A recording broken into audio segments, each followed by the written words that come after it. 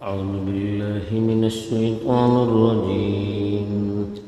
بسم الله الرحمن الرحيم.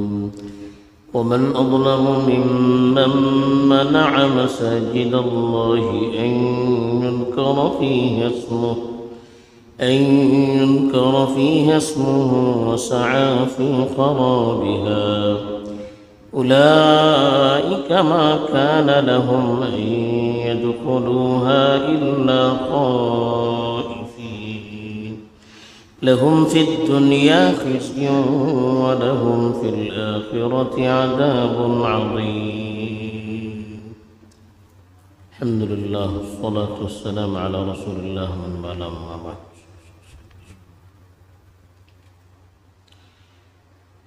پچھلی آیت میں چونکہ یہود و نصارہ کے آپسی اختلافات اور اسی ضمن میں مشرکین کا رسول اللہ صلی اللہ علیہ وسلم کے ساتھ جو سلوک تھا، جس طرح سے وہ رسول اللہ صلی اللہ علیہ وسلم کی مخالفت کر رہے تھے، اس طرف اشارہ کیا گیا تھا. اب جو آیت تلاوت کی گئی ہے، اس آیت میں انہی کے اختلافات کا ایک نتیجہ، جو ایک طرف تو اپنے آپ کو جنت کا حقدار قرار دیتے تھے، ملت ابراہیمی کا پاسبان قرار دیتے تھے، دوسری طرف اللہ کے گھروں کے ساتھ ان کا جو سلوک تھا اس کو بیان کیا جا رہا ہے. یہود و نصارہ کی تاریخ پڑھنے والا جانتا ہے کہ ان کے آپسی اختلافات اس حد تک بڑھ چکے تھے کہ ایک دوسرے کی ذاتی دشمنی ان کو اس حد تک آگے لے جا چکی تھی کہ وہ ایک دوسرے کے ذاتی دشمن تو تھے ہی، دوسری طرف ایک دوسرے کی عبادت گاہوں کے بھی دشمن تھے. نہ یہودی عیسائیوں کو اپنی عبادت گاہ میں آنے کی اجازت دیتے تھے، اور نہ عیسائی یہودیوں کو اپنے گرجے میں عبادت کے لیے موقع دیتے تھے، بلکہ ان کے آپس میں اتنے فرقے تھے کہ وہ ایک دوسرے کو بھی اپنے اپنی عبادت گاہوں میں آنے کی اجازت نہیں دیتے تھے، بلکہ جب بھی موقع ملتا ایک دوسرے کے خلاف سازش کر کے ان کی عبادت گاہوں کو نقصان پہنچانے کی بھی کوشش کرتے تھے. اسی طرح سے اہل مکہ،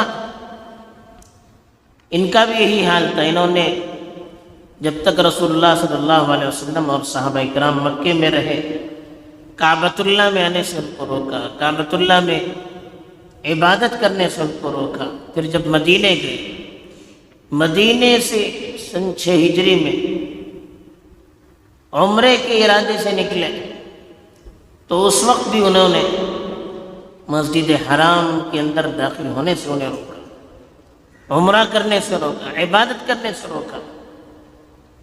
تو یہ ان کے حالات عملی اعتبار سے زبانی دعویٰ تو کرتے تھے مکے کے مشرک کہ ہم ابراہیم کے دین کے پاسبان ہیں، ہم کعبۃ اللہ کے رکھوالے ہیں، اس کے نگہبان ہیں. اور یہود و نصارہ مسجد اقصی سے محبت کا دعویٰ کرتے تھے اور اپنے آپ کو جنت کا حقدار قرار دیتے تھے. لیکن ان کے اللہ کے گھرانے کے ساتھ کیا تعلق تھا، اس کو یہاں پر اللہ تعالیٰ نے بتایا اور ارشاد فرمایا کہ ومن اظلم، کون اس سے بڑا ظالم ہو سکتا ہے، ممن، اس شخص سے، منع، روکے، مساجد اللہ، اللہ کے گھروں کو، ان یذکر فیہا اسمہ، کہ اس میں اس کا نام لیا جائے، اس کے نام کا تذکرہ کیا جائے، وسعی، اور کوشش کرے، فی خرابیہا، اس کو ویران کرنے میں.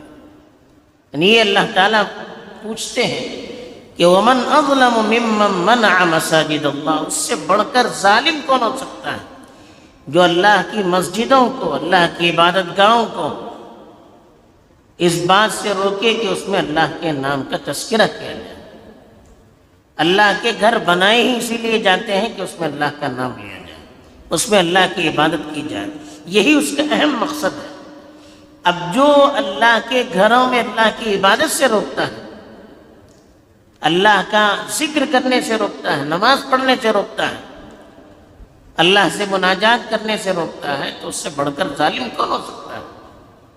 اس لیے کہ اللہ کے گھر میں اللہ کی عبادت کرنے سے اللہ سے تعلقات بڑھتے ہیں، ایمان کے اندر اضافہ ہوتا ہے۔ اگر اللہ کے گھر میں عبادت سے روکا جائے تو پھر لوگوں کا اللہ سے رشتہ کمزور ہو جائے گا، دین سے تعلق کمزور ہو جائے گا، لوگ اللہ سے اور دین سے دور ہوتے چلے جائیں گے۔ جب اللہ سے اور دین سے لوگ دور ہو جائیں گے تو دنیا میں کیا ہوگا؟ فتنہ اور فساد ہوگا، انتشار ہوگا، لڑائی جھگڑے ہوں گے، امن شانتی خاک میں مل جائے گی۔ اس لیے کہ اللہ سے تعلق، اللہ کا یقین، یہی انسان کو برائیوں سے روکتا ہے، یہی انسان کو آپس میں انتشار سے، ایک دوسرے پر ظلم کرنے سے روکتا ہے۔ جب یہی چیز نہیں رہے گی پھر زمین جہنم کا ایک نمونہ بن جائے گی۔ تو اس لیے اللہ تعالیٰ نے کہا کہ سب سے بڑا ظالم دنیا میں وہ ہے جو اللہ کے گھر کو اللہ کی عبادت سے روکے، لوگوں کو اللہ کے گھر میں اللہ کی عبادت سے روکے۔ مسجد کی ویرانی یہی ہے کہ اللہ کی عبادت سے اس کو خالی کیا جائے۔ مسجد کی آبادی یہ ہے کہ جس مقصد کے لیے مسجد بنائی جائے وہ مقصد اس میں پابندی سے ادا کیا جائے، اس کو وہاں پر قائم رکھا جائے۔ مسجدیں اللہ کی عبادت کے لیے قائم کی جاتی ہے، تو مسجدوں میں اللہ کی عبادت ہوتی ہے، اللہ کا ذکر ہوتا ہے، اللہ کے چرچے ہوتے ہیں، تو مطلب یہ ہے کہ وہ مسجد آباد ہے۔ جس مسجد میں اللہ کی عبادت نہ ہو وہ مسجد ویران ہے۔ جس مسجد میں اللہ کی عبادت سے روکا جائے تو اس مسجد کو ویران کرنے کی کوشش کی جاتی ہے۔ تو اس لیے اللہ نے کہا سب سے بڑا ظالم وہ جو اللہ کے گھر میں اللہ کی عبادت سے لوگوں کو روکے۔ دوسری بات یہاں پر اللہ تعالیٰ نے یہ بتائی کہ مسجد کی ویرانی کا مطلب یہی ہے کہ مسجد کو اللہ کی عبادت سے خالی کیا جائے۔ مسجد کو توڑنا بھی اس میں داخل ہے اور مسجد سے لوگوں کو روکنا بھی داخل ہے۔ تیسری چیز یہاں پر اللہ تعالیٰ نے یہ بتائی مساجد اللہ کا، اللہ کی مسجد، یعنی مسجد کی نسبت اللہ کی طرف کی، یہ بتلانے کے لیے کہ مسجد بہت بڑی جگہ ہے، بہت عظیم جگہ ہے، اس کی نسبت اللہ کی طرف ہے۔ جیسے اللہ کی ذات بڑی اونچی، بڑی معزز، بڑی محترم، تو جو مسجد اللہ کی طرف منسوب ہوگی وہ مسجد بھی بڑی معزز، بڑی محترم، بڑی باوقار ہوگی۔ تو مسجدوں میں ایسا کام نہیں کیا جا سکتا جس سے اللہ کی حرمت کی پامالی ہوتی ہے، مسجدوں کی حرمت کی پامالی ہوتی ہے۔ اسی لیے مسجدوں میں باوضو رہنے کے لیے کہا گیا، مسجدوں میں شور مچانے سے روکا گیا، مسجدوں میں لڑائی جھگڑوں سے روکا گیا، مسجدوں میں کاروبار کرنے سے روکا گیا، نجاست کی حالت میں مسجد میں داخل ہونے سے روکا گیا۔ کیوں روکا گیا؟ اس لیے کہ مسجد کی عظمت ہے، پیشاب پخانہ کرنے سے، تھوکنے سے روکا گیا۔ کیوں؟ مسجد کا ایک وقار ہوتا ہے، اللہ کا گھر ہے وہ۔ اسی طرح سے چوتھی بات یہ بھی معلوم ہوتی ہے کہ مسجد کو اللہ کا گھر کہا گیا، تو اللہ کا جو گھر ہوتا ہے وہ کسی کی ملکیت نہیں ہوتی۔ اسی لیے علماء نے لکھا ہے کہ جس مسجد کو نماز کے لیے جس جگہ کو خاص کیا جائے اور عوام کے لیے اس کو کھول دیا جائے تو پھر وہ مسجد کسی کی ملکیت نہیں رہتی۔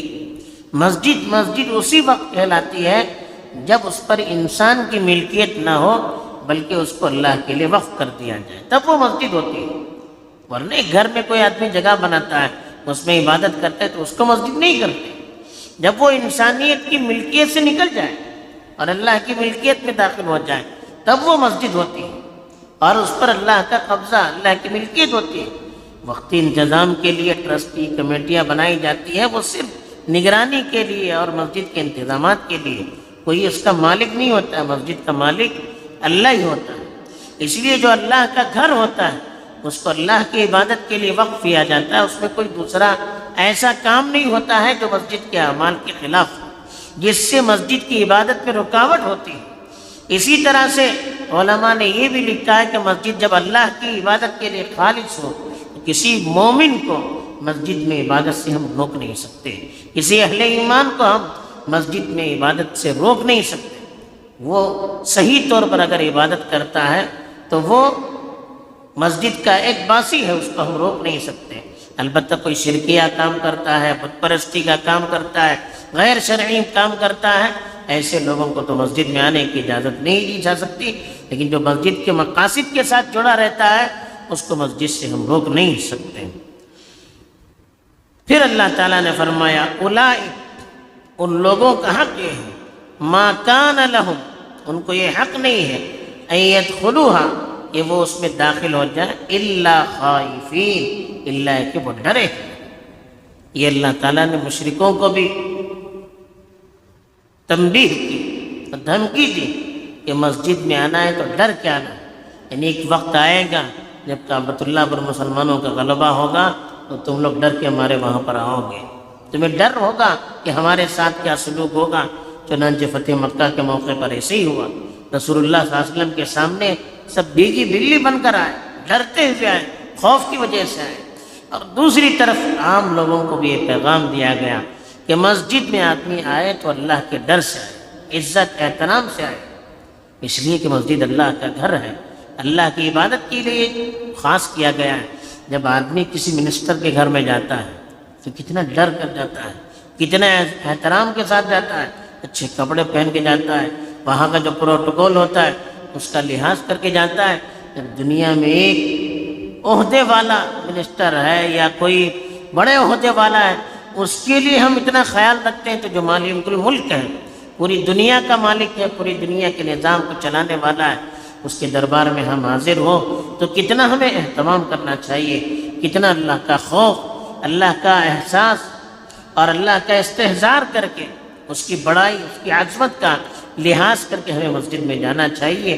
جب اللہ کی عظمت کا لحاظ کرتے ہوئے، اس کے احترام کا لحاظ کرتے ہوئے ہم مسجد میں داخل ہوں گے، ہم مسجد میں جائیں گے تو پھر وہ کام مسجد میں نہ کریں گے جو اللہ کی شان کے خلاف ہو، جو اللہ کی عظمت کے خلاف ہو، جو مسجد کے مقصد کے خلاف ہو، اس کی روح اور اس کی منشا کے خلاف ہو، ایسا کوئی کام نہیں کریں گے۔ تو اس لیے کہا کہ یہ اللہ کا خوف، اللہ کا دھیان، اللہ کا استحضار، اللہ کی عظمت، اللہ کا جاہ و جلال، اس کو ذہن میں رکھ کر مسجد میں داخل ہونا چاہیے، تاکہ مسجد میں آ کر کوئی خلاف ادب، خلاف عظمت، خلاف احترام کام نہ ہو پائے۔ پھر اللہ تعالیٰ نے کہا جو مسجدوں کا احترام نہیں کرتے، جو مسجدوں میں عبادت کرنے سے لوگوں کو روکتے ہیں، جو مسجدوں کو ویران کرنے کی کوشش کرتے ہیں، جو مسجدوں کو توڑنے اور منہدم کرنے کی کوشش کرتے ہیں اور اس پر عمل کرتے ہیں، ان کے لیے اللہ نے کہا، وارننگ دی، مسجد اللہ کا گھر ہے، اس کا بدلہ اور انتقام اللہ لیتے ہیں۔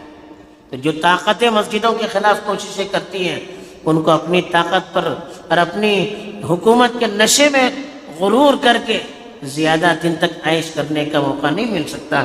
اللہ کا جب فیصلہ ہوگا تب ایک منٹ کا بھی کسی کو موقع نہیں مل سکتا۔ اللہ کے دیر ہے، اندیر نہیں ہے۔ اللہ چھوٹ دیتے ہیں لیکن اللہ چھوڑتے نہیں ہیں۔